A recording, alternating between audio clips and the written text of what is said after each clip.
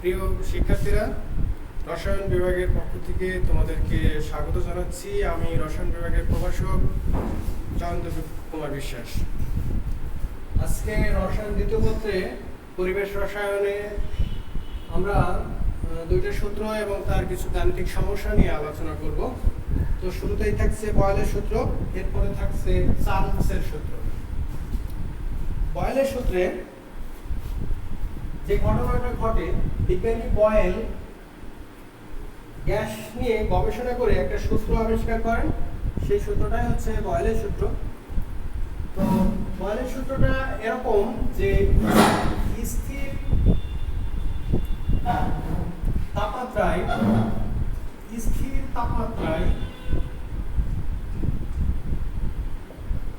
কোন নির্দিষ্ট ভরের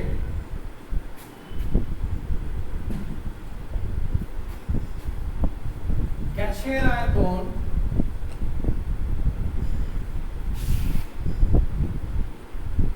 উহার উপর প্রযুক্ত চাপের ব্যস্ত অনুপাত।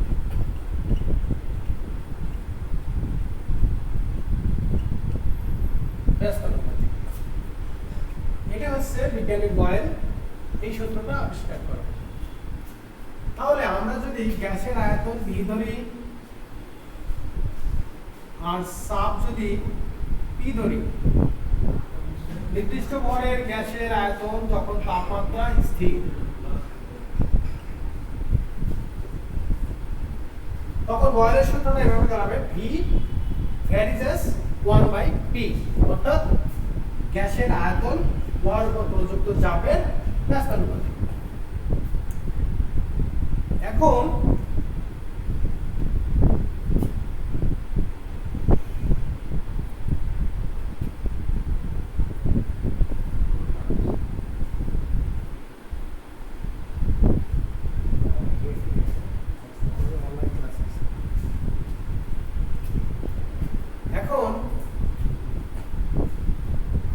আমরা যদি বিভিন্ন পাত্র নিয়ে যদি আমরা পরীক্ষা করি, তাহলে যেটা দেখা যাবে এখান থেকে আমরা V = K × 1/P বা PV = K। তো এখানে K একটি সমানুপাতিক ধ্রুবক, একটি সমানুপাতিক ধ্রুবক। তো আমরা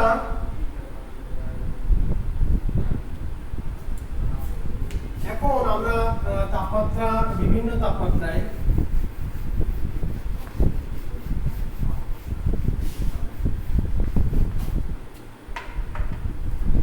এখন আমরা দুইটা গ্যাস নিলাম। দেখা যাচ্ছে একটা পাত্রে আমরা দুইটা গ্যাস নিলাম। তো প্রথম গ্যাসের ক্ষেত্রে এই বয়েলের সূত্রটা দাঁড়ালো, দেখা যাচ্ছে P1 V1 = K। আবার আমরা যদি দ্বিতীয় একটা গ্যাসের ক্ষেত্রে আমরা দেখতে পারবো যে P2 V2 = K হবে। এভাবে আমরা যদি 3টে 4টে 5টা গ্যাস নিই, এই ক্ষেত্রে আমরা দেখাচ্ছে n তম গ্যাসের ক্ষেত্রে আমরা লিখতে পারি Pn Vn = K। তাহলে এখানে তোমরা লক্ষ্য করে দেখো যে প্রতি ক্ষেত্রেই কিন্তু ধ্রুবকের মান কিন্তু সমান থাকছে, চেঞ্জ হচ্ছে না। তাহলে আমরা এখানে যদি আমরা তাহলে এভাবে লিখতে পারি যে P1 V1 = P2 V2 = Pn Vn = K। তো আমরা যদি এটাকে সংক্ষেপে গাণিতিক রূপ দিই, তাহলে P1 V1 = P2 V2, ইহাই বয়েলের সূত্রের গাণিতিক রূপ। বয়েলের সূত্রের গাণিতিক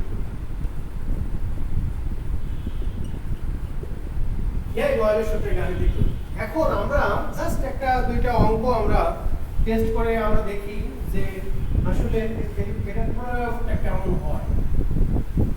তো আমরা বয়েলের সূত্রের গাণিতিক রূপে আমরা প্রথমে একটা অঙ্ক তুলে নিই।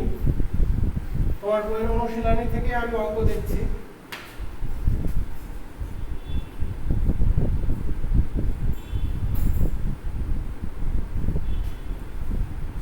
স্থির তাপমাত্রায়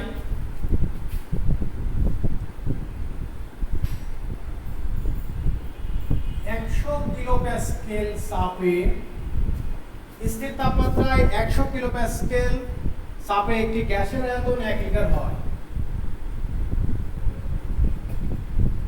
একটি গ্যাসের আয়তন 1.0 লিটার হয়। বলছে 125 কিলোপ্যাসকেল চাপে ওই গ্যাসের আয়তন কত হবে? 125 কিলোপ্যাসকেল চাপে ওই গ্যাসের আয়তন কত হবে?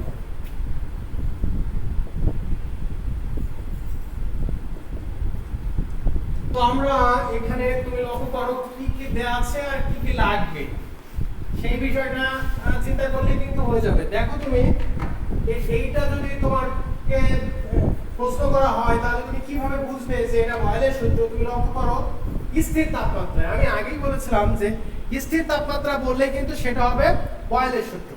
তাহলে তুমি ধরে নিবা যে স্থির তাপমাত্রা উল্লেখ আছে মানে অঙ্কটি বয়েলের সূত্রে প্রয়োগ করতে হবে।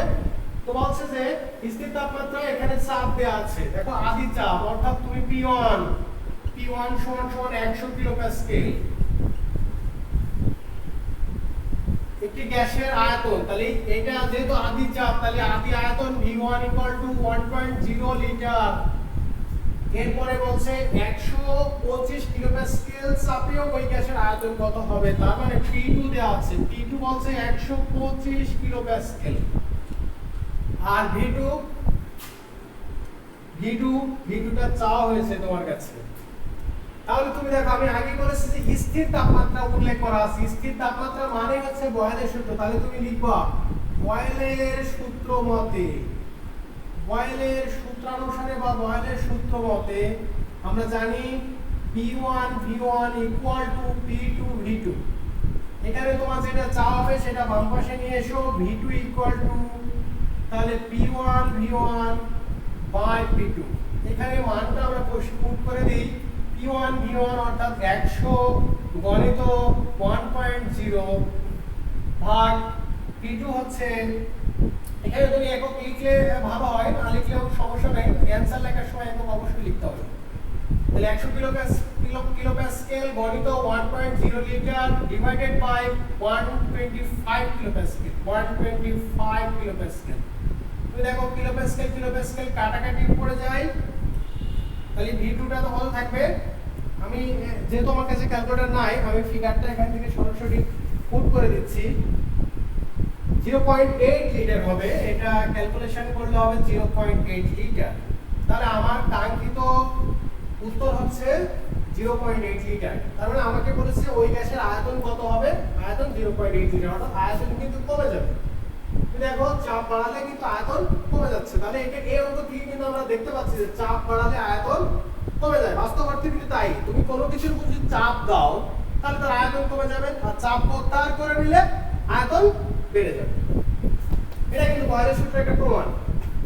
তো আমরা এখন বয়েলের সূত্রে যে অঙ্কগুলো আছে মোটামুটি এই কাছাকাছি ইয়েতে তোমরা বাসায় তোমরা প্র্যাকটিস করবে, অনুশীলনী ধরে প্র্যাকটিস করবে। আমি যেভাবে করিয়েছি এভাবেই করবে, মোটামুটি সহজ আছে। এরপরে আমরা দেখি চার্লসের সূত্রে কি বলছে। বিজ্ঞানী চার্লস, বয়েল তো হয়ে গেল, এরপরে আসি আমরা চার্লসের সূত্রে কি বলছে দেখি। বিজ্ঞানী চার্লস বলছে যে যদি চাপকে স্থির রাখা যায়, তার মানে কোন নির্দিষ্ট পরিমাণ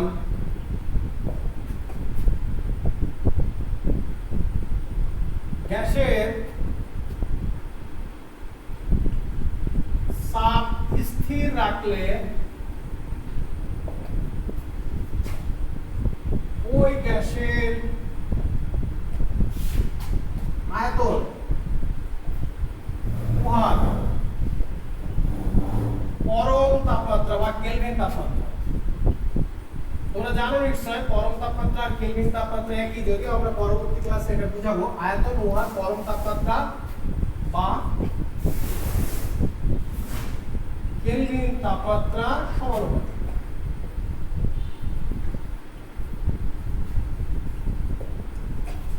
এটা বিজ্ঞানী চার্লস বলছে। দেখো তাহলে চার্লস, আমরা বয়েলের সূত্রে দেখছিলাম, বয়েল বলেছিলেন যে তাপমাত্রা স্থির থাকবে, আর চার্লস বলছেন চাপ স্থির থাকতে হবে।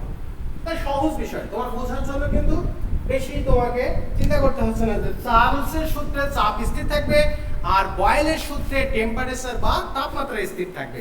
তো এখন তুমি খেয়াল করে দেখো, তাহলে কোন নির্দিষ্ট পরিমাণ গ্যাসের চাপ স্থির রাখলে ওই গ্যাসের আয়তন উহার পরম তাপমাত্রা বা কেলভিন তাপমাত্রা সমানুপাতিক হবে।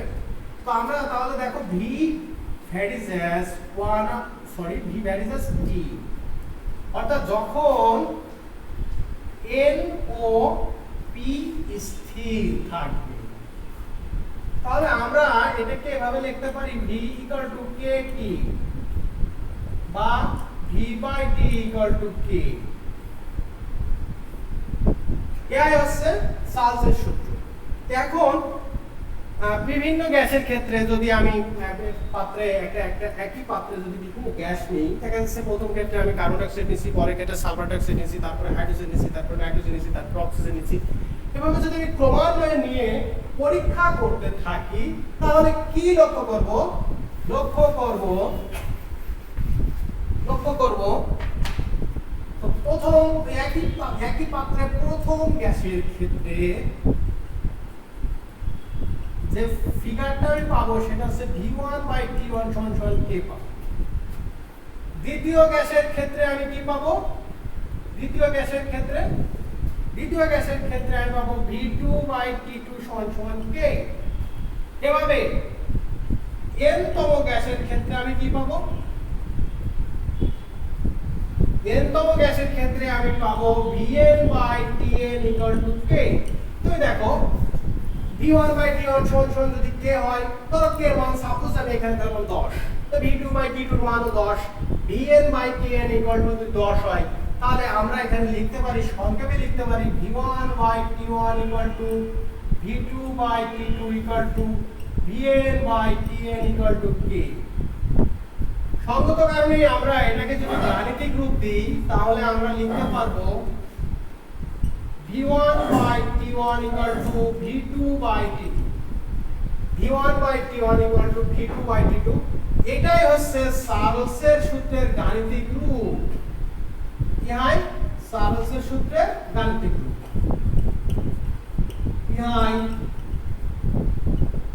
চার্লসের সূত্রের গাণিতিক রূপ।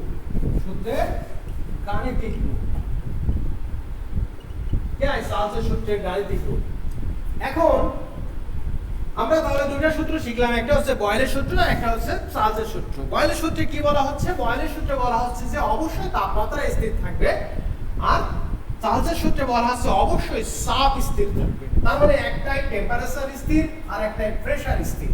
তাহলে আমরা সহজে আইডেন্টিফাই করতে পারবো যে কোনটা কোন সূত্রে আমরা অ্যাপ্লাই করব। তো আমরা এই ক্ষেত্রে একটা অঙ্ক করি, অঙ্ক করলে আমরা বিষয়টা ক্লিয়ার হয়ে যাবে। আমরা তোমাদের পাঠ্য বই থেকে অঙ্ক এবং সহজ অঙ্ক দিয়ে আমি শুরু করছি।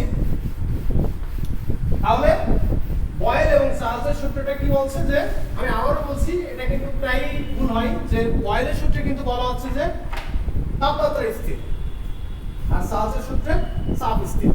আমরা একটা অঙ্ক এখান থেকে করি।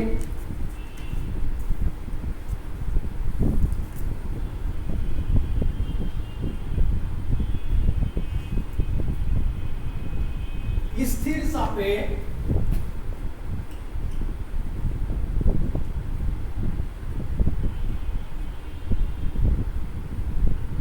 কোন নির্দিষ্ট পরিমাণ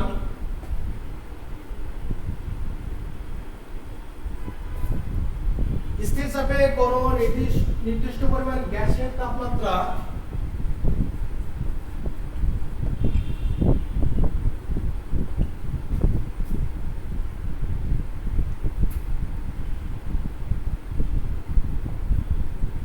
কত বাড়ালে তার আয়তন দ্বিগুণ হবে?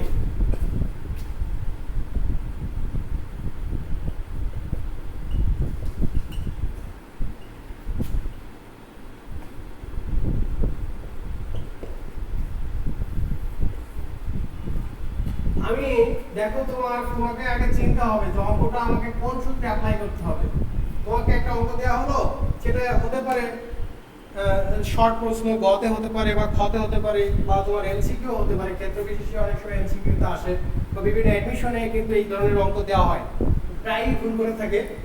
স্থির চাপে, আমি আগেই বলেছি স্থির চাপ মানে চার্লসের সূত্র অ্যাপ্লাই করতে হবে, কোনো কথা হবে না। চার্লসের সূত্র আগে লিখতে হবে v1/t1 = v2/t2, দেন আমাকে অন্য হিসাব করতে হবে। তুমি আগে মাথায় রাখবা যে স্থির চাপ বলা অর্থই হচ্ছে v1/t1 = v2/t2। এখন আসা যাক কি ঘটনা ঘটেছে। কোন নির্দিষ্ট পরিমাণ গ্যাসের তাপমাত্রা কত বাড়ালে তার আয়তন দ্বিগুণ হবে? তাপমাত্রা কত বাড়ালে? তো এখানে তুমি আদি তাপমাত্রা ধরো, আদি তাপমাত্রা T1 = x, এত কেলভিন ধরি আমি। এরপরে বলছে কত বাড়ালে, তার মানে T2 = ওয়াট, তাপমাত্রা চেঞ্জ, তাপমাত্রা কত বাড়ালে তার আয়তন দ্বিগুণ হবে। তার মানে আয়তন আগের আদি আয়তন v1 = এখানে তুমি v1 = y ধরো, v1 = v ধরো, আর v2 = দ্বিগুণ মানে 2v ধরো।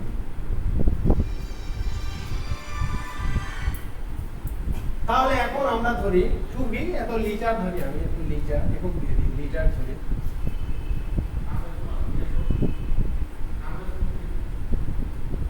তাহলে v1, তাহলে t2 চেয়েছে, t2টা তুমি বাম পাশে t2 নিয়ে আসো, t2 = t1 বলে তো v2 ভাগ v1, t1 এ তুমি x বসাও, আর v2 এর মান তুমি এখানে v2 এর মান 2v লিটার, আর এখানে v1 এর মান হচ্ছে v, ভিদি কেটে যায়, তার মানে 2x, এত কেলভিন। তার মানে তাপমাত্রা কি করতে হবে? তাপমাত্রা দ্বিগুণ করতে হবে।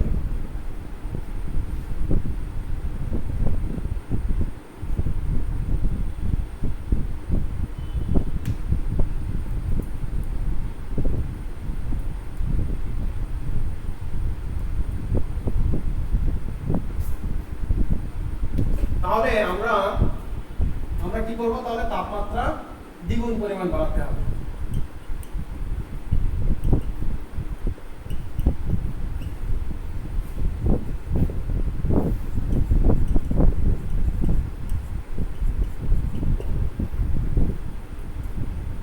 এই মোটামুটি চার্লসের সূত্র, আরো চার্লসের অনেক সূত্র আছে, সেইগুলো তোমরা অ্যাপ্লাই করবা, অ্যাপ্লাই করে সেটা প্রয়োগ করবা, খাতায় করবা।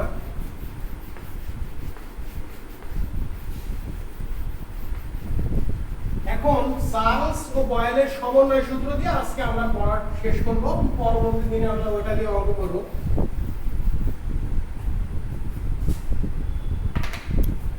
তো চার্লস ও বয়েল ও চার্লসের সমন্বয় সূত্র, বয়েল ও চার্লসের সমন্বয় সূত্র, সমন্বয় সূত্র। খেয়াল করো, আমরা বয়েলের সূত্র থেকে জানি, বয়েলের সূত্র অনুসারে আমরা কি লিখতে পারি? v = 1/p যখন n ও t স্থির। আবার আমরা চার্লসের সূত্র থেকে লিখতে পারি, চার্লসের মধ্যে আমরা কি লিখতে পারি? v = t যখন n ও p স্থির। এখন এই সূত্র দুটোকে আমরা সমন্বয় করতে পারি, তাহলে সমন্বয় করে পাই, সমন্বয় করলে কি পাবো? দেখো v বাম পাশে উভয় পাশে v আছে, তাহলে v এখানে 1/p, তারপরে উপর আছে t/p, এখানে তখন লিখতে হবে যখন এনটিওপি পরিবর্তনশীল, মানে কেউ আর তখন স্থির নাই, পরিবর্তনশীল, সবাই তখন চলো। এখন এখানে তোমরা ধরো সমানুপাতিক উঠাতে গেলে আমাকে অবশ্যই একটা ধ্রুবক দিতে হবে, তাহলে টি বাই পি, তাহলে পিভি সমান সমান কেটি বা PV by T equal to K, PV by T equal to K. এখন বিভিন্ন পাত্রে, তো প্রথম গ্যাসের ক্ষেত্রে প্রথম একটা গ্যাস নিলে, একটা পাত্রে প্রথম একটা গ্যাস নিলে, ধরে নিলাম আমি সেটা কার্বন ডাই অক্সাইড নিয়েছি বা XYZ যে কোনো গ্যাস নাও, তাহলে তোমাকে অবশ্যই P1 V1 by T1 equal to K, এই মানটা হবে P1 V1 by T1 equal to, এখানে ধরে নিলাম আমি P1 P1 V1 V1 T1 T1, যেহেতু প্রথম গ্যাস ধরেছি তার মান আসবে K, অবশ্যই K আসবে। এখানে আবার আমি যদি দ্বিতীয় একটা গ্যাস ধরি, দ্বিতীয় গ্যাসের ক্ষেত্রে দেখা যাবে, তাহলে সেই ক্ষেত্রে আমাকে ধরতে হবে T2, V মান হবে V2 আর T মান হবে T2, এই ক্ষেত্রেও কিন্তু অবশ্যই K আসবে। এটা আমরা প্রমাণ করে দেখাতে পারবো যে এই মানটা কিন্তু K আসবে, অর্থাৎ এই ক্ষেত্রে যদি 10 হয় এই ক্ষেত্রেও 10 হবে। কিভাবে হবে? নির্দিষ্ট পরিমাণ গ্যাস একটা নির্দিষ্ট পরিমাণ পাত্রে নিলে, এই পরীক্ষা চালালে কিন্তু তাই হবে। তাহলে আমরা এই দুইটার মান যদি K হয়, তাহলে আমরা দুইটাকে কিন্তু সমান লিখতে পারি। তাহলে আমরা এখন কি লিখতে পারবো? আমরা বয়েল ও সালফার সমন্বয় সূত্রে আমরা তখন লিখতে পারবো যে P1 V1 by T1 equal to P2 V2 by T2। কি হয়? বয়েল ও সালফারের সমন্বয় সূত্র, বয়েল ও সালফারের সমন্বয় সূত্র।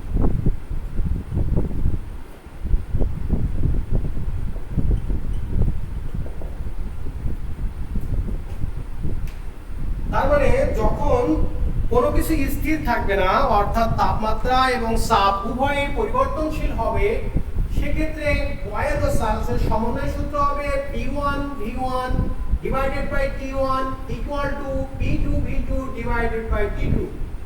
অর্থাৎ সেই ক্ষেত্রে একটা গ্যাসের চাপ, আয়তন আর তাপমাত্রা যদি দেয়া থাকে এবং পরবর্তী স্টেজে অর্থাৎ দ্বিতীয় ধাপে যদি চাপ ও আয়তন দেয়া থাকে, তাহলে তার পরবর্তী তাপমাত্রা বের করা যাবে। অর্থাৎ এখানে টার্ম কিন্তু হবে তিনটা। বয়েল এবং চার্লস যখন আলাদাভাবে প্রয়োগ করা হবে তখন টার্ম থাকবে দুইটা, আর যখন সমন্বয় সূত্র করব তখন টার্ম চলে আসবে তিনটা। তো আমরা এই সূত্র আপাতত এখানেই শেষ করব, প্রয়োগ আজকে সময় সংক্ষেপের কারণে করব না, পরবর্তী ক্লাসে এটা দিয়ে আমরা অঙ্ক করব এবং আমরা আদর্শ গ্যাস সমীকরণ, এর সাথে আদর্শ গ্যাস সমীকরণের একটা সংযোগ আছে, সেটা আমরা কিভাবে হচ্ছে সেটা দিয়ে আমরা অঙ্ক করব। তো প্রিয় শিক্ষার্থীরা, তোমরা ভালো থাকো, তোমরা মোটামুটি বাসায় স্বাস্থ্যবিধি মেনে, অবশ্যই স্বাস্থ্যবিধি মেনে করোনার দ্বিতীয় ফেজকে মোকাবেলা করার জন্য তোমাদেরকে স্বাস্থ্যবিধি মেনে চলতে হবে। বাসায় থাকবে, সুস্থ থাকবে। ধন্যবাদ সবাইকে।